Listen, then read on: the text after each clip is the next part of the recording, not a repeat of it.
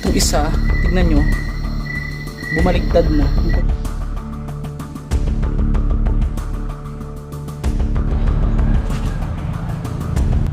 Hi guys, welcome back to my channel. This is Master Gala. Makikita nyo guys yung may mga marka na yan, mga bubutasin na yan, sisirain yung mga yan kasi natapos na yung kontrata. Babalik sementeryo tayo. Na-miss nyo ba yung mga sementeryo? Ngayong nagbabalik sementeryo tayo, may nakakakilabot tayong sa isa sa pinakalumang sementeryo sa Davao City, ang sementeryo ng mga Hapon. At alamin ang mga nakakakilabot nitong kwento. Yung ikalima, may aninong tumatawid. Papunta tayo ngayon dito sa pinaka-sementeryo ng papunta, nandito na nga di ba? Ay nako guys, talaga naman hirap kumita ng pera, dami nating bayarin. Kamusta naman kayo dyan? Ito na naman ako, nagdadaldal na naman ako sa sementeryo. Wala lang, urban exploration lang tayo ngayon dito kasi isa ito sa 3 years agong napuntahan ko na may kwento. Oo, sementeryo ito ng mga Hapon, or tinatawag itong Mintal Public Cemetery dito po sa Davao City. Ngayon, since wala naman akong naisip na content, iikutin lang natin to. Natin kung may ma-record tayong something. Kasi Sunday ngayon, May 3. Oh, May 3. Napakatagal na nga ng panahon pa ng mga Hapon itinayo ang sementeryong ito na matatagpuan sa Barangay Mintal dito sa Davao City. Bukod sa napapalibutan ito ng mga puno, marami ding kwentong kababalaghan gaya ng pagkatok sa mga nitso na maya-maya lamang ibabahagi sa atin ng ilang sepulturero dito. Saktong mag-aalas 6 na nga ng hapon nung nakarating ako dito. Paniniwala ng ilan, ang alas 6 ay ang oras kung saan nagsisimulang magbukas o maging aktibo ang mga sinasabing elemento. Maraming nga raw elemento rito gaya ng mga kapre, tiyanak at kung ano-ano pa. Kahit malayo pang kababalaghan ay sana'y suportahan ang videong ito hanggang dulo dahil ilang hakbang pangalang ay nakarecord na nga ako. Pakinggang mabuti. Ikutin lang natin to. Alamin natin kung may ma-record. Alamin natin kung may ma-record tayong something. Kasi Sunday ngayon, May 3. Oo. May 3. Oo. Gusto ko lang talagang gumala dahil nababagot ako sa bahay. So kamusta po kayo? Yung mga nakalibing dito. Salamat sa mga patuloy na sumusuporta. Diretso tayo dito kasi ito yung napuntahan ko dating sementeryo na may mga kwento na kumakatok daw sa loob ng mga nitso. Kakaraan. At may nagpatugtog pa nga ng radyo dito mga master. Kakakatakot naman to. Walang tao pero nakabukas yung radyo ka master. Hindi maayos yung comment below guys. Na-miss nyo ba yung mga ganitong ginagawa ko yung dati? Wala ako masyado nakakakolab. Fresh ba ako ngayon? Nakaraan ko pa kuha yan. Pero so ngayon, ang kwento daw, dito pumunta dati yung pangulo ng Prime Minister ng Japan na si Suzuki ba yun? Lagay ko na dyan sa screen. Di kasi ako nagmamarunong guys, alam mo naman ako, pabida lang ako minsan pero hindi ako lagi nagmamarunong. Dito raw siya nagpunta kasama si Tatay Digong, dating Pangulong Duterte, na ngayon ay nakakulong pa rin sa dahig. Tingnan nyo to, ang bata pa nito, lovely. Namatay siya noong December 26, tapos pinanganak siya ng July 1996. Ano ito? Mahilig nung magsabit-sabit ng mga kung ano-ano sa mga pintuan. Nakita ninyo itong mga to, yung mga Hapon nung nakalibing dyan. Ang peaceful, walang masyadong dumalo ngayon kahit linggo, no? Abangan nyo yung vlog ko rito ng gabi. Ano to? May mga mga yan? Bakit may mga ganyan? Iligay sa loob ng puno. Ang paniniwala ang ilan, no? Na maraming tumitira sa puno. Malaki niyan. Isang bilog na sementeryo somewhere in Capiz. Ngayon, nagtugma dun sa nakita sa akin ni Sir Ed Caluwag. Okay, saan mo to nakuha? Ang tanong, saan mo siya nakuha? So, this explains. Ito yung magsasabi. Saan mo siya nakuha? Galing siya sa isang lumang sementeryo na nag-stop ka doon sa puntod na may malaking cross, na may bilog sa gitna. Mas malaki siyang cross, pataas. nakita sa akin ni Sir Ed, nangyari. At pahawak ng kamay. Kanan? Kahit ano. Yung yung nakipaglibing ako, na-recall ko na siya. Yung, alam mo yung simpleng pagbablog lang, hindi masyadong complicated yung pag-i-edit mga master. Kasi sa YouTube, pinipilit ko kasing mas more on natural. I'm not saying na pag pinapaganda mo yung vlog, eh, hindi na natural. Ibig sabihin ba, yung parang pinapafeel ko lang na, parang plain lang. I mean, ano yung napapanood nyo, nare-record ko, nandito ako, parang nandito din kayo, ganun. Shoutout lang para dun sa dati kong kaibigan. Oo na, plastic. Lagi nagsasabi na ako daw yung mga content ko scripted. Eh palagi naman siyang kasama sa mga content ko dati. Dati ko siya sinasama guys, kasi pero since nabuking ko siya, nalaman ko yung mga pagtatraidor niya sa akin. Hindi sa pag-ano, wait lang guys. Anong mas okay sa'yo? Although hindi to okay parehas ha. Ikaw ang man-traidor o ikaw ang itraidor? Para sa akin mas okay na yung ako yung na-traidor kaysa yung ako yung gumawa sa kanya nun, 'di ba? Patawarin na lang natin para kasi hindi din magiging healthy sa atin yun pag lagi natin dinadala-dala sa puso natin yung mga ganung tao. 'Di ba? Masyado. Balikan natin kung saan yung may bumukas na radyo. Masyadong mapuno ang mga sementeryo nito. Dito merong 4 na magkakapantay-pantay halos na laki ng punong akasya. Parang sinadyang itanim. May mga kwento rin na dito daw sa sementeryo na to. Pero bago ang ating exciting adventure, I just want to thank you also sa lahat ng mga bagong masters natin, mga solid subscribers na magpahanggang ngayon ay nakasuporta sa atin. Maraming salamat po. Kumakatok sa mga nicho. Kamusta sir? Dugay na tanga walay nakita. Kaya pala pamilyar ka. Sabi ko, ikaw yung nagtitibag. Uy, gala niyo ah. Ikaw yung nagtitibag nung nakaraan, di ba? Alam mo, di ba bukod doon sa may parang kumakatok dito sa Nitso, ano pa po yung kwento dito? Ayon sa kwento ng napakatagal ng sepulturero dito, maraming nakakarinig na may tiyanak o sinasabing mga elemento sa dakong likuran ng sementeryo kung saan napakaraming mga puno doon. Paano bang iyak talaga ng sanggol o ano? Sabi, ha? Dinig niya. Madidinig? Iyak ng sanggol. Sanggol, may meron. Ang sinasabing kinatatakutang tiyanak ay nagsisimula sa tunog ng isang iyak ng sanggol. Hanggang sa parang ito daw ay galit na galit habang lumalaki na ang boses nito. Nag-iiba yung tinig niya. Galit na ba? Parang atakihin na ka.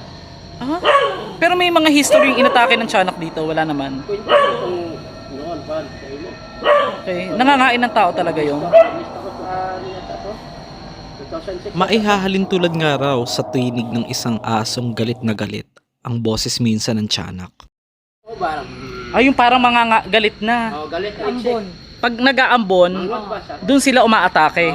Parang aambo, parang mawawala yung ambon. Meron na naman. Ganun na. Okay, sige tignan lang natin. Pero siguro po, okay lang po ba mag-stay ako dito? Doon yung sasakyan ko eh. Habon yung habo-habo ah. Hindi pa yan ilalak, yung guard ang maglalak. Okay, wala pa yung guard, no? open ko lang yan. O sige, salamat kaayo. Gusto nga niya lang yung Catholic. Oo, sige po, bahala na po. Magdadasal naman tayo. Ano bang pangontra, sir, if ever makita ko yung makasalumuha ko yung tiyanak? Pwede mo ka maghubo dito. Ano? Maghuhubo? Ay, totoo ba? Talaga ba? Pero sir, totoo, di ba? Kausap kita yung tungkol sa kumakatok na nitso. Anong ginawa mo? Nitso, yung si Adan. Nasaan dyan yung kumakatok na nitso? Yung si Adan. Ha? Before mo siya namatay. Ito nasa likod ng puno, kumakatok. Anong ginawa mo sir nung may kumakatok doon? Yung gitaon nga tayo. Dahil Bisaya ang kanyang pagkakakwento ay babahagi ko sa inyo sa Tagalog. Na nangyari daw ito dakong alas 12, tanghaling tapat habang gumagawa raw siya ng mga nitso. Yung mismong kaibigan nga niya daw na pumanaw na ang sinasabing sepulturero na kumakatok. At naghabilin daw ito na bago raw siya pumanaw, kapag siya daw ay nandito na sa sementeryong ito, ay siya naman daw ay kakatok. At ito nga ay nagkatotoo na kahit ito ay isa lamang daw biro. Na kunyari kakatokin. Ngayon nagkatotoo. Oh my gosh. Pero close kayo noon, kilala mo yun? Close eh. Kaibigan niya pala yung kumakatok. Ako may kaibigan may katok eh.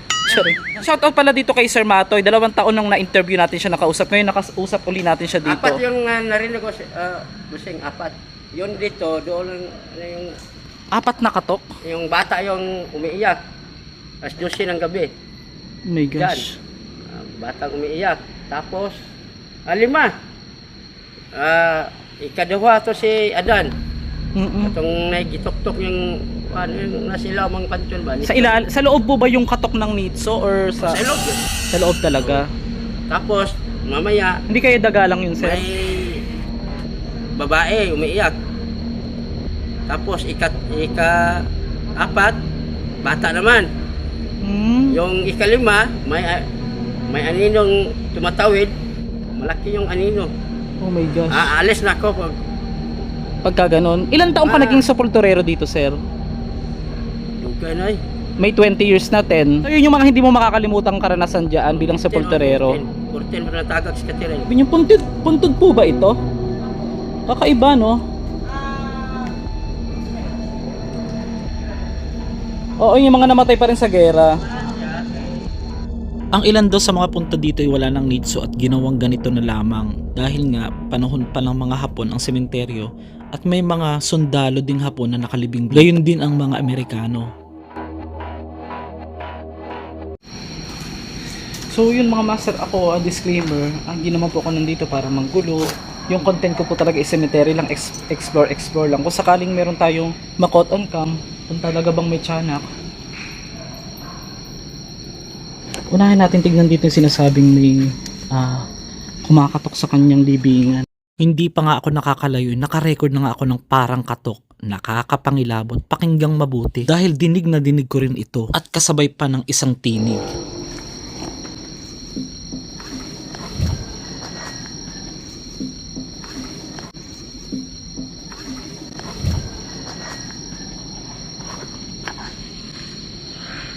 My goodness. My goodness. Tatlong katok. Narinig nyo?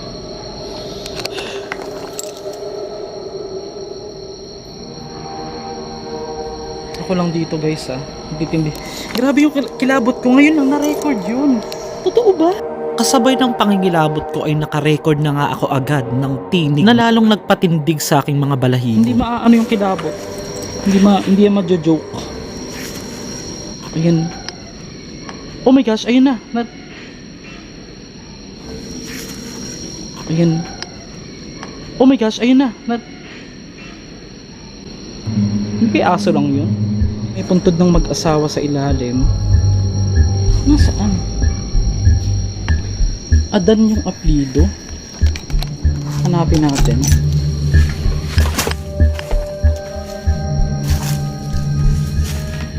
Amoy. Hanapin muna natin sandali mga master. Sa likod ng kulay blue. Ito ang bata pa nito oh.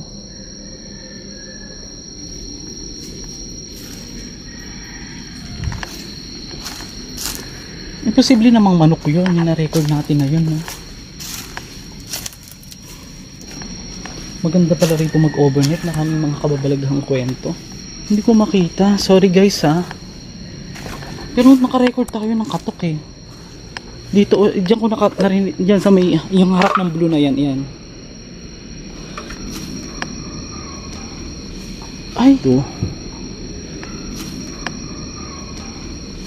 Ay. Master Gala, baka manok lang yan. Ano magkakamanok dito? Wala na pong kabahayan dito. Ang kabahayan doon pa sa kabilang parte sa unahan sa may kalsada. Ay, ito yung pinakalikod na eh. Ayun no. Baka ibon lang yan. Comment below po sa nakakaalam. Sa aking pag-iikot bago mag alas 8 ay nakita ko ang mga nitsong ito na para bang nakatagilid na. Iwan naman kita mo, kawawa itong puntod na ito. So, tapos siguro bunga din ito ng lindol. Ayun no, baligtad na yung kanyang May puntod ng bata. Ito naman, malapit ng mabuwal. Itong isa, tignan nyo, bumaligtad na yung kanyang nitso. Eh buti na lang hindi nabutas yung ilalim Grabe, tumimbuang na siya Master Gala, may mga kakilala ko sa office, nabasa ko lang sa comment Ano daw, seryoso na raw sila sa panonood sa'yo. Tapos bigla ka raw magchacharot. Eh guys, that's my style. Oo, pasensya na kayo kung sa tingin ninyo Napansin mo rin ba yung parang nasa gilid ng puno na nagliliwanag? Hindi ko kasi ito napansin nung nandito ako, kaya ngayon ko lang ito nakita. Pero baka sa anggulo lang kung bakit ito parang biglang nawala.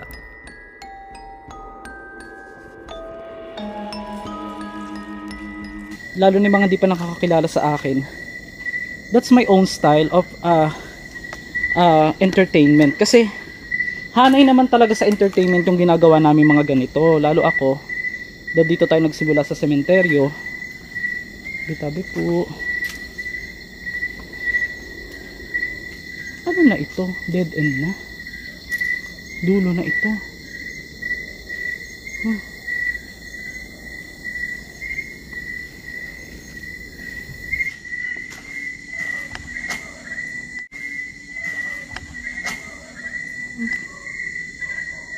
Parang umiiyak nga. Ano yan? Ano yan? Ibon?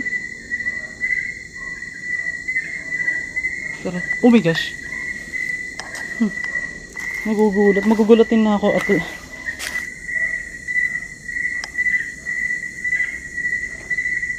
no?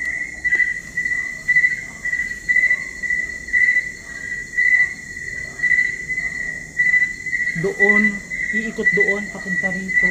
Paikot-ikot yung tunog niya, no? Pagka iyan daw, yung mga ganyan tunog daw, parang umiiyak daw yun eh. Unti-unti daw parang nagagalit na. Yun daw yung tunog talaga ng tiyanak. So pupuntahan lang natin saglit yung isang musileo din, malapit din yung nagbukas yung radyo. Panoorin nyo to, magti 3 years ago ang nakakaraan nung napuntahan ko to. Watch this video. Or wala na dito talaga. Nalibot na natin lahat. Master. Bakit may radyo? May radyo sa sementeryo ka, Master. Makiraan tayo. May tao dito? Ano? Hala? Kakakatakot naman to. Walang tao pero nakabukas yung radyo ka, Master.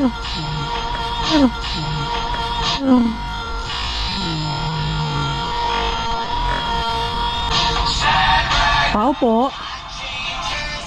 Oh my goodness. Baka naman mahilig sa ano yung nakalibing dyan sa radyo. May radyo sa sementeryo.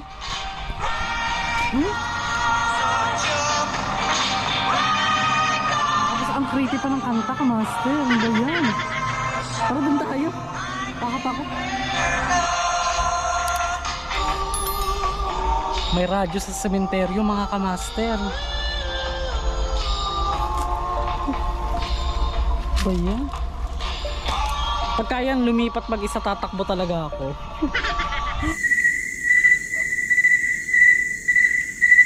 Ano pa yung laman ng bag ko? Siyempre dala ko tong aking drone. At ito yung aking ginagamit na ilaw. Sa mga nagtatanong, ayan, lakas. Nasilaw ako. Ano gamit mong ilaw? Yan, ang ganda. Yan. Yan po siya. Sobrang liwanag niya. Lagay ko na lang dyan sa screen. Sadyang sila nga ay talagang nananahimik na. Ngunit ang ating nais ay may pakita ang realidad na kahit sa kabila ng sila ay yumaon, may mga buhay na kwentong nananatili. Base sa karanasan ng mga tao, milisan man nila ang mundong ito, pero ang kanilang kwento ay nananatiling narito. Short for Baste, Mayor Baste. Shoutout kay Mayor Baste. Napapanood mo daw po yung mga vlog ko. May nagko-comment, nagagalit daw po kayo sa akin. Totoo daw po ba yun? Ba't kayo nagagalit po? Love lang po tayo. Wah! Love!